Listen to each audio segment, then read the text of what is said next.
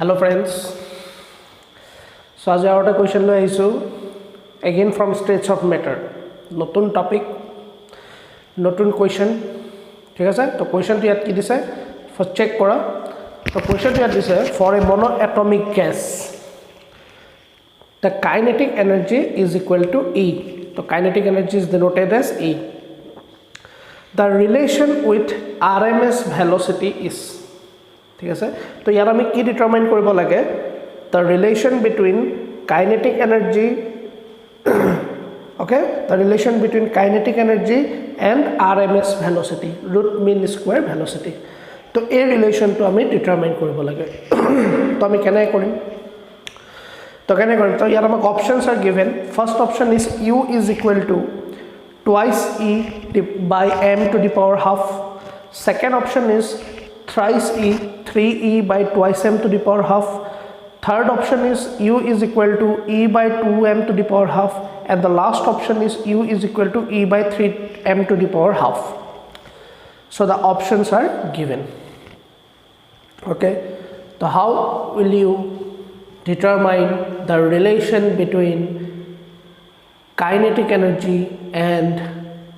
RMS velocity RMS velocity means root mean square velocity তো এইটা আমি কেনেকৈ ডিটারমাইন কৰিম তো চোৱা মই এটা বস্তু দেখাই দিওঁ কেনেকৈ আমি ডিটাৰমাইন কৰিম তো কোৱেশ্চনটো সবে নোট ডাউন কৰি লোৱা for a monoatomic gas kinetic energy is equal to E the relation with RMS velocity is and this question came in IIT JEE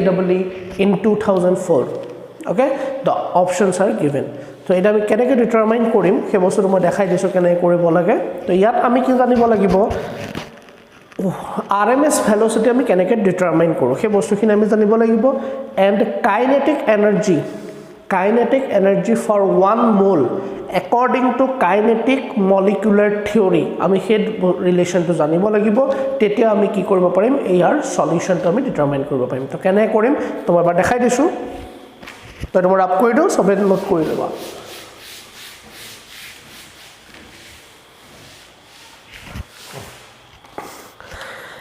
এটা সোয়া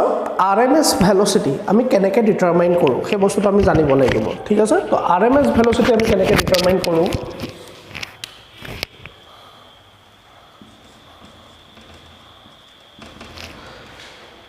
তো RMS root mean square velocity আমি কেনেকৈ determine কৰিম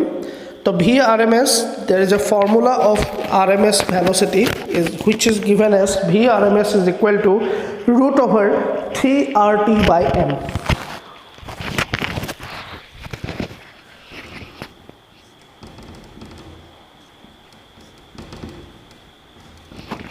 under root of 3RT by m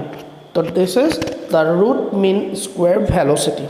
ঠিক আছে আৰু আমাক কোৱেশ্চনটোত এটা বস্তু মন কৰিবা আমাক যোনটো ৰুট মিন স্কয়াৰ ভেলোচিটি দিছে হেতু আমাক ইউ বুলি দিছে তো হেতু বস্তু ভালকে মনত ৰাখিবা কিয়নো আমাক কোৱেশ্চনত আমাক যোনকেইটা অপশনস দিয়া আছে অপশনস কেইটাত কিন্তু আমাক VRMS বুলি দিয়া নাই তো VRMS ৰ জায়গাত আমাক কি দিয়া আছে ইউ মানে ইউটোৱে কি বুজাই আছে ৰুট মিন স্কয়াৰ ভেলোচিটি বুজাই আছে সেই বস্তুটো ভালকে মাইন্ড কৰিবা এটা সোয়া আমি according to kinetic molecular theory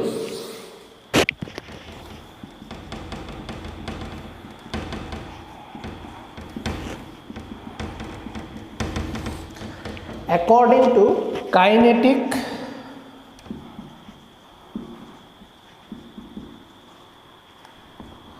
kinetic molecular theory so we know that according to kinetic molecular theory the kinetic energy for per mole or for 1 mole is given as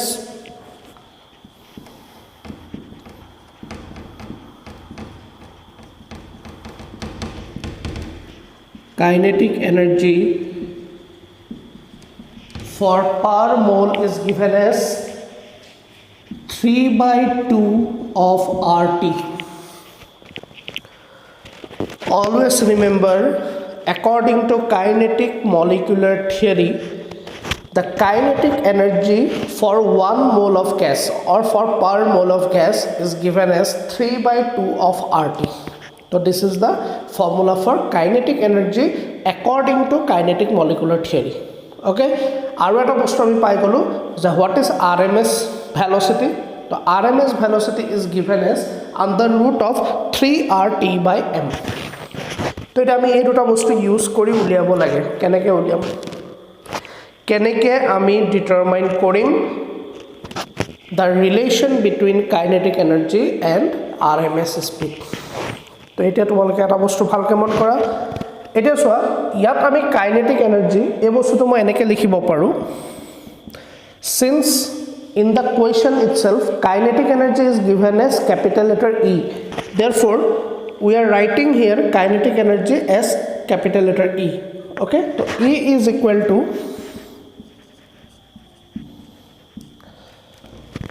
3/2 of RT. Correct, এখানে আমি বুঝি পাইছো কেন kinetic energy for পার মোল is equal to E হল তো E is equal to 3/2 of RT.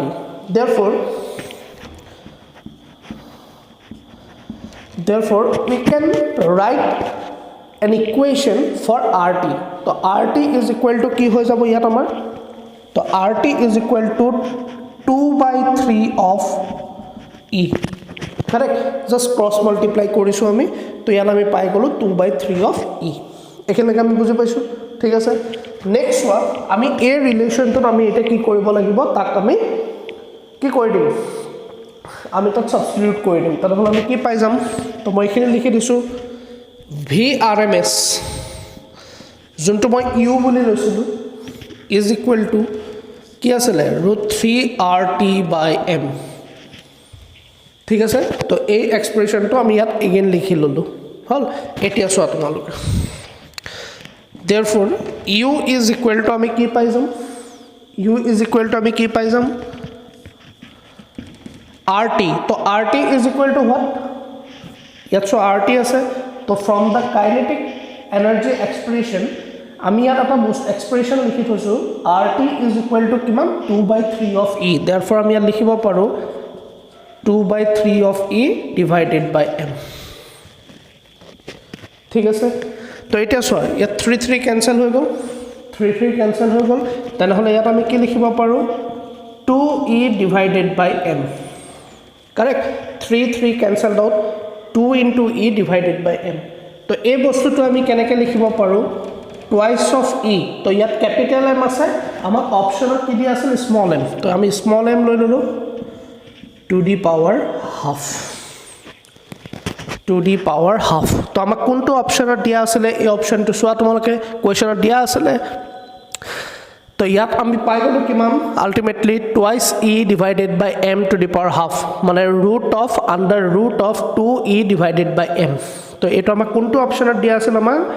আমাক দিয়া আছিল first অপশনটো তো তোমালোকে চেক কৰিবা মই কোৱেশ্চনটো অলৰেডি কৈ লিখি দিছিলো তো ফার্স্ট অপশনটোতে দিয়া আছিল U is equal to twice E divided by m to the power half. So this is the relation between RMS velocity and kinetic energy of the gas. বুজি পাইছো ক্লিয়াৰ হৈছে তো এইটো বস্তু ভালকৈ চোৱা মই আকৌ মই কৈ দিছো তো ইয়াত আমি ফাৰ্স্ট কি কৰি ললো প্ৰথমতে আমি RMS velocity can be determined by this formula. So VRMS is equal to root over or under root of 3RT/m. ঠিক আছে R means universal gas constant, T is temperature and m is molecular mass. So this is the expression for RMS velocity. Again, according to kinetic molecular theory, the kinetic energy for per mole of gas can be given as 3/2 of RT. Okay, from this relation we are here expressing E is equal to 3/2 of RT, so therefore RT is equal to 2/3 of E. Fine, so the value of RT can be substituted in this expression. So here we are substituting the value of RT in this expression. So finally we are getting U is equal to, U means the RMS velocity, U is equal to twice E by m to the power half. So this is the solution for this question. বুজি পাইছো সবে যদি বুজা নাই মোক comment বক্সত comment কৰিবা মই আকৌ বুজাই দিম আৰু এটা কোৱেশ্চন মই ডিসকাস কৰিব গৈ আছো নেক্সট আৰু এটা কোৱেশ্চন তোমালোকে চাই ল'ব পাৰা তো এইটো কোৱেশ্চন মই ৰাফ কৰি দিছো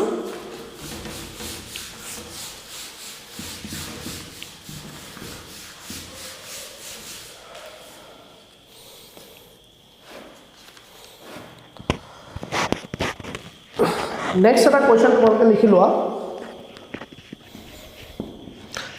नेक्स्ट এটা কোৱেশ্চন মই লিখি দিছো the average velocity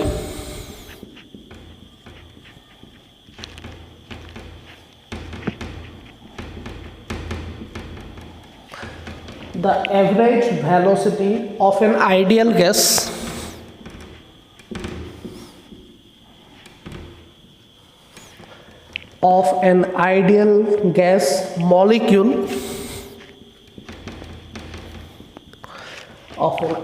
gas molecule at 27 degrees Celsius is 0.3 meter per second. 0.3 meter per second. Full stop. The average velocity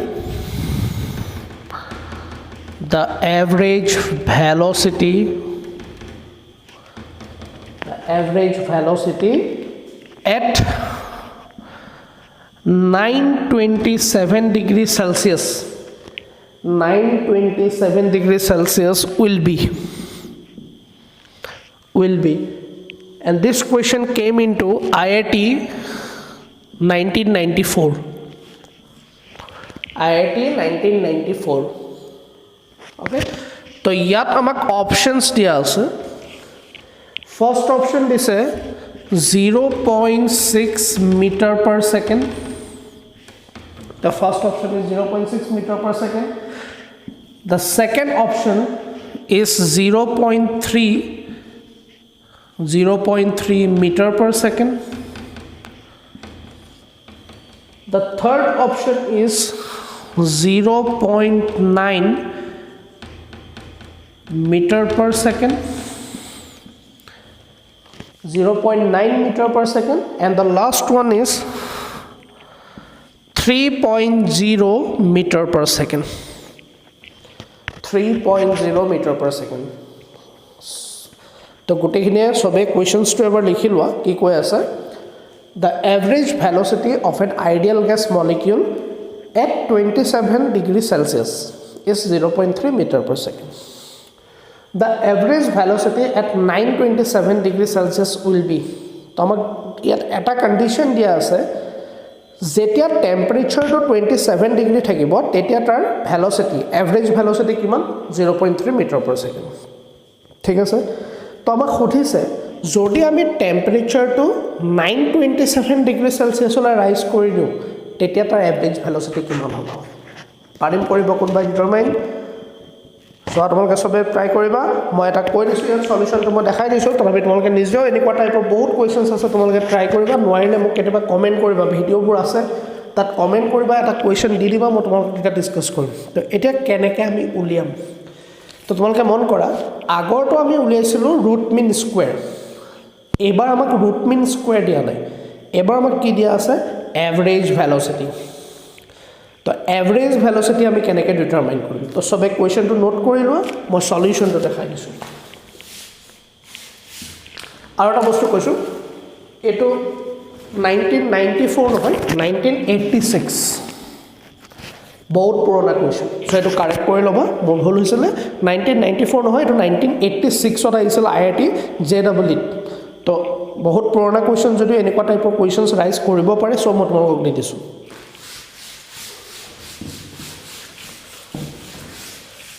ঠিক আছে তো যেনেকৈ তোমালোকক অথনি মই কলো যে RMS velocity can be determined as VRMS is equal to root over 3RT/m হেতু বস্তু মনত আছে ঠিক তেনেকৈ এভারেজ ভেলোসিটি কেনেকৈ আমি ডিটারমাইন কৰিম তাৰো কিছুমান ফৰ্মুলা আছে তো ফৰ্মুলা আমি মনত ৰাখিব লাগিব তো ইয়াত মনত ৰাখিবা V of AV means average ঠিক আছে so average velocity is given as root over 8 of RT by pi m.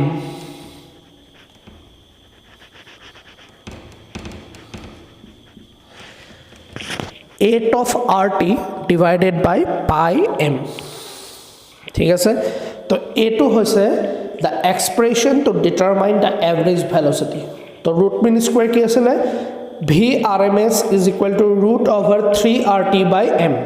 and the average velocity can be determined by V of average is equal to root over 8 RT by pi m. So always remember these formulas. ঠিক আছে, তো এটা চোৱা first কন্ডিশনটো আমাক দিয়া আছে, first কন্ডিশনটো আমাক কি দিয়া আছে ভি এভারেজ কিমান দিয়া আছে আমাক 0.3 মিটাৰ পাৰ সেকেন্ড কোৱেশ্চনটো তোমালোকে ভালকৈ চাই লোৱা 0.3 metre per second under which condition temperature কিমান কৈছিল আমি at 27 ডিগ্ৰী সেলসিয়াস তো হেতু আমাৰ কোৱেশ্চনত মেনশন কৰা আছে ঠিক আছে তেনেহলে ইয়াৰ পৰা আমি লিখিব পাৰো 8r তো টিত আমি কি সাবস্টিটিউট কৰিব পাৰো সো আমাক কি দিয়া আছে ফার্স্ট কন্ডিশন তো আমাক দিয়া আছে t is equal to 27 degree Celsius তো 27 degree Celsius means what 273 plus 27 is equal to 300 Kelvin so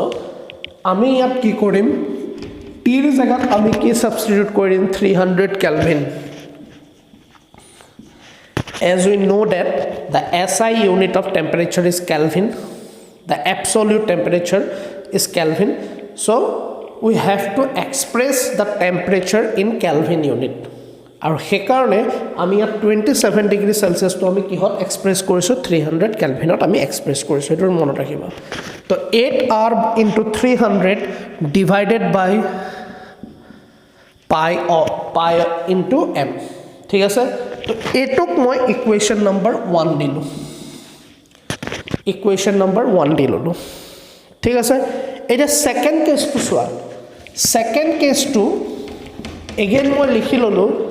average velocity is equal to same formula same hobo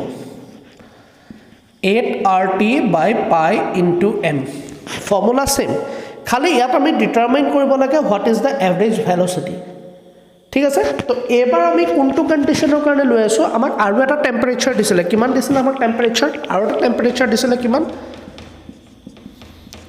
927 correct yes 927 degree celsius to etot ami average velocity determine koribo lage to 927 degree celsius so ami kihot convert koribo lagibo kelvin ot convert koribo lagibo to kiman pai jam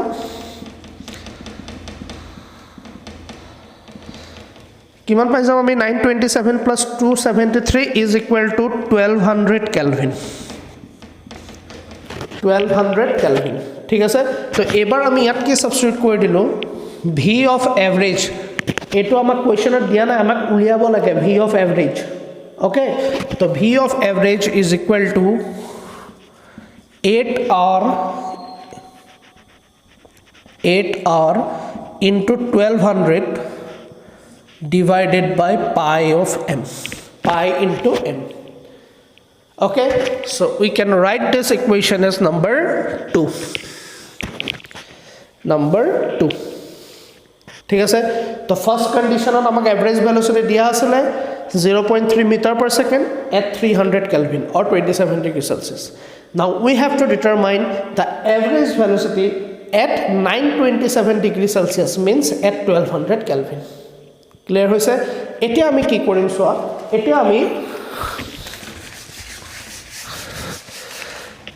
eta ami ki korim equation number 2 divided by 1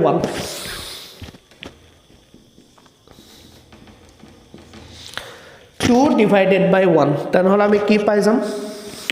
যাম left hand side equation number 2 কি আছে v of average correct আৰু equation number 1 or left hand সাইডত কি আছে 0.3 বুজি পাইছো এতিয়া সোয়া এটো আমি a2 divided by a2 কৰিম তো মই সেম ৰুটত লৈ আহিলো তো ফাৰ্স্ট মই 2 লৈছো ওপৰত মই নিউমাৰেটৰ 2 লৈছো তো ফার্স্ট এটো আহিলে 8r into 1200 divided by pi m ঠিক আছে divided by this one তো এটো কি হৈ যাব ইনভার্স হৈ যাব তো ইনভার্স হলে আমি লিখিব পাৰো pi m divided by 8r into 300 এটো আন্ডার রুট ওকে তো এটা সোয়া pi m cancel 8r cancel ঠিক আছে 1200 divided by 300 কিমান পাই যাম root of 4 ঠিক আছে তো ইয়াত আমি পাই গলো v of average 0 point divided by 0.3 is equal to root 4 so root 4 is equal to what